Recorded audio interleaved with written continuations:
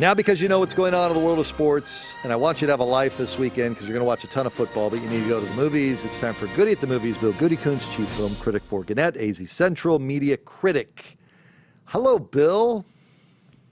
Hello. So let's go through this. Sully, the plane goes into the pond, and they get out, and they all live happily ever after, just like Titanic, the boat sinks. I'm looking at this on the surface. I wouldn't say everybody lives happily ever after. I'm sitting there looking at this, and I'm thinking, draw me in. Why do I need to go if I think I know how the ending is going to be, or am I just dead flat wrong? You're pretty wrong. Wow.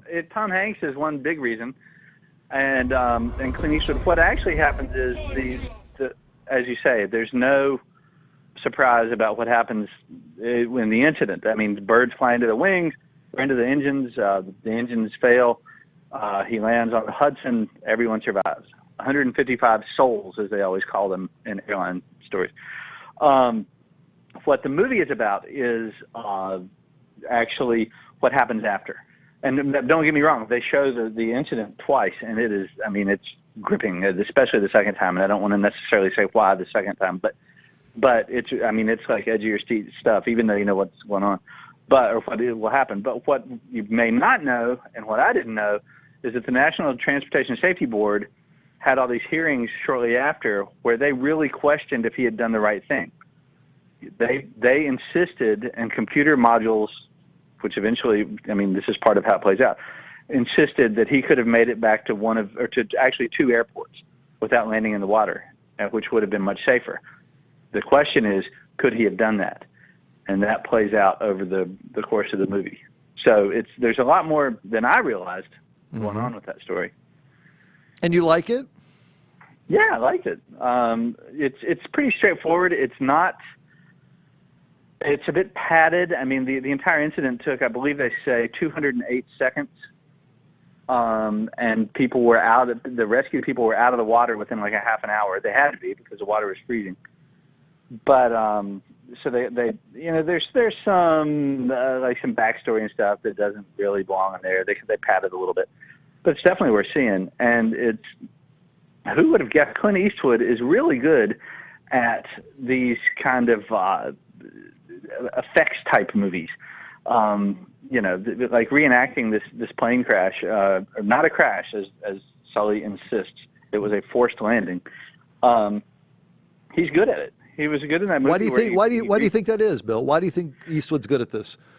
I don't know. I mean, he's very efficient. Anybody that you talk to will tell you that he does stuff in very few takes. If he gets it, he's got it. Let's move on. Mm-hmm. But I think he is one of these guys that, despite what he sometimes seems like when he's like talking to empty chairs and stuff, I think as far as filmmaking goes, he just doesn't stop learning. I mean, I think he's a real student of great directors. He's worked for some great directors, and I think he's just become a really reliable director. You kind of know that you're going to get something really solid with him, and maybe something better. Other People. What is this one all about? Other People. It's kind of a weird story. It's sort of semi-autobiographical for a Saturday Night Live writer who it's his first writing and directing gig for a film. Jesse Plemons, who was in Friday Night Lights and some other stuff, he plays the son of a woman, Molly Shannon, who this is kind of an odd thing to be good at, but she seems to be the go-to person for cancer comedies. I don't know if you saw Me and Earl and the Dying Girl, but I really liked that movie. She played the mother of a girl dying of cancer.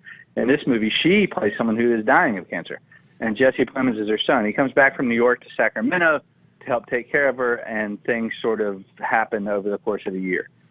And it's one of those kind of things where it's small and it's not, not a ton of stuff happens, but it's very relatable, and there's some humor in there. If you like small kind of indie type movies, I would recommend it. I would also say that you would miss nothing if you waited until it came out on Netflix or Redbox or something. Because but it really is. It's like a character study. It's not like there's not like car crashes and explosions. You got to see Sully on the big screen. You don't have to see this movie on the big screen. Transpectos. Trans-Pecos. Now that I liked a lot. Trans-Pecos, I did not know this. It's evidently this area in West Texas, kind of that no man's land that I was complaining about when I drove my kid to Dallas to go to college, where there's just nothing there. Literally nothing. And I'm sure that you've had this experience too, though, because you've driven those roads. It's somewhere along the line you're going to get pulled over. There's going to be one of those kind of makeshift stops by the immigration service, right? And they're going to and they check you out and they ask you just, you citizens, what do you got? You take anything? And it's about these three guys who do that, and they're the officers. And one of the stops goes really wrong, and from there it turns into this really suspenseful kind of what's going to happen, and there's a lot of twists and a lot of turns and a lot of just monumentally bad decisions that are always good for movies. But it's really cool because it's like a movie about the border and about immigration and stuff that's not bogged down in politics. These guys don't have time for politics. You know what I mean? They're trying to stay alive on both sides of the border and on both sides of this involves drug cartels and all kinds of stuff. It looks good. I'm watching the trailer right now. It does look good. From there, let's go to your 10 biggest films you're looking forward to in the fall. The 10's a big number, but I'm sure you can do it. I don't know if I can do it off the top of my head.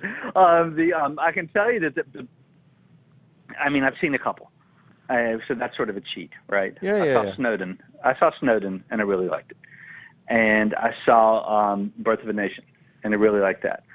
But if there's one movie that I'm probably looking forward to more than any other, and this may sound weird, but not if you read about the buzz around it, it's this movie called La La Land.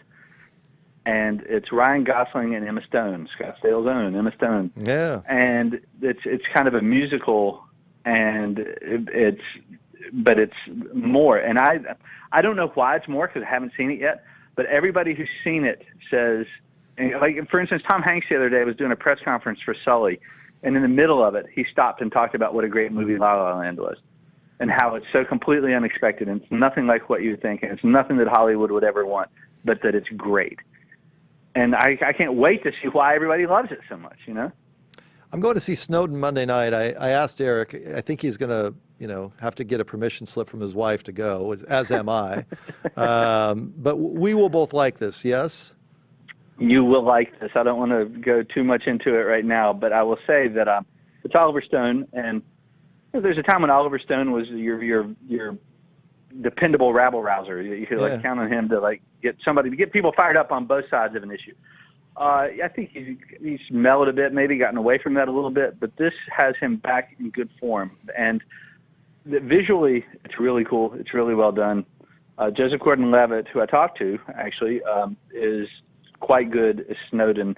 And I think that, without saying too much, I think the politics of the movie will probably surprise people. No, we look forward to seeing that. I appreciate your time as always. Be in touch. Thanks. All righty. There's Goody at the Movies. Bill Goody-Kunst, chief film critic for Gannett, media critic.